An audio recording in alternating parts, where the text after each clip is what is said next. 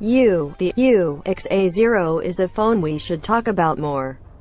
It's good looking, has a good camera, and doesn't cost much at $250.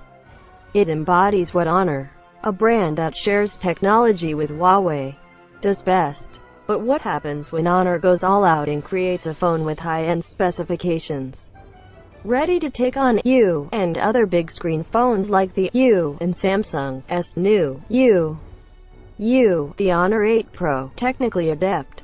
While still reasonably priced, it does almost everything well, though the phone's camera is a little lackluster compared to competitors, and it's not eye-catching like the Galaxy S8. They spent a week with it, and this is what we found. While immediate comparisons will be drawn with the iPhone 7 Plus, the Honor 8 Pro is closer to the new UXA 0 inches design, right down to the placement of the buttons and the microphone, to the shape and curvature of the body. Meet them going down the street, and do you think they were twins? The body is made from aluminum, which has a very pleasant soft texture touch to it, and the large 5.7-inch screen is covered by a 2.5D curved Gorilla Glass 3. The fingerprint sensor is on the back, its main deviation from the UXA0 because it uses on-screen Android navigation buttons. It's comfortable to hold, but it's slippery. The rear also attracts nasty smudges if your hands are anything other than squeaky clean. This is a large phone.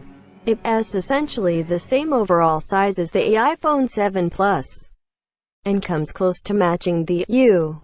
It's almost impossible to stretch your thumb across the display, so you'll regularly use two hands, or resort to Honor's software and fingerprint sensor tricks to make the phone usable with one hand.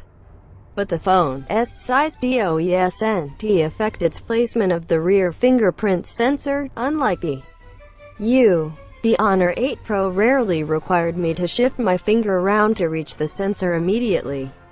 What helps is how the phone is unbelievably thin at less than 7 millimeters.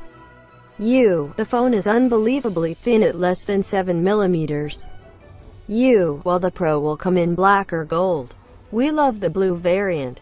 It's great to see a colorful alternative to the usual black, white, and golds we usually get to choose from.